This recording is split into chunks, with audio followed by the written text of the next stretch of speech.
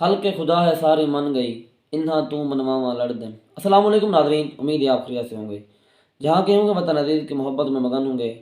Social media کا دور ہے، یقیناً آپ نے یہ سن لیا ہوگا کہ گورنر آف سندھ کامران ٹسوری کی ایک آڈیو ریلیز ہوئی ہے، جس میں وہ کہہ رہے ہیں کہ ہمارا جو مینڈیٹ ہے وہ جعلی ہے، ہم عوام کے مینڈیٹ کو چرا کے، ہم عوام کے مینڈیٹ پہ ڈاکہ ڈال کے ہم اقتدار میں آ رہے ہیں، اور پاکستانی قوم کا بچہ بچہ ایک مہینے سے چیخ رہا ہے کہ عوام کے مینڈیٹ کو چرایا گیا ہے۔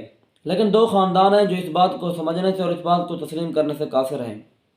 دیکھیے کہ میرے خیال میں ایسے حالات میں بانی پی ٹی آئی کی طرف سے IMF کو خط ریاست پاکستان کے لیے، پاکستانی قوم کے لیے، نوجوان نسل کے مستقبل کے لیے ایک مثبت اقدام ہے کہ یہ خط ایک ایسے حالات میں لکھا جا رہا ہے کہ جس دور میں ملک کے اندر عہدوں کی وزارتوں کی بندربان چل رہی ہے۔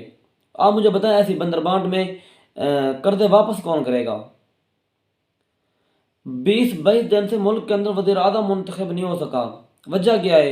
عہدوں اور وزارتوں کی بندر بانٹ چل رہی ہے۔ ہر بندے کی یہی خواہش ہے کہ بڑے سے بڑی وزارت لوں اور بڑے سے بڑا عہدہ لوں، تاکہ غریب عوام کے خون کا گارہ بنا کے اپنے مال اور بلڈنگیں تیار کر سکوں۔ کاش کہ ان کو یہ بات سمجھ آ جائے کہ 600 لینے والا مزدور اپنے بچوں کا پیٹ بھرے یا ہماری لگژری گاڑیوں کے فیول کا ٹیکس پے کرے۔ اس توقع اور دعا کے ساتھ اللہ تعالیٰ ملک پاکستان کی حفاظت فرمائے۔ اللہ تعالیٰ آپ کا حامی و ناصر ہو۔ السلام علیکم۔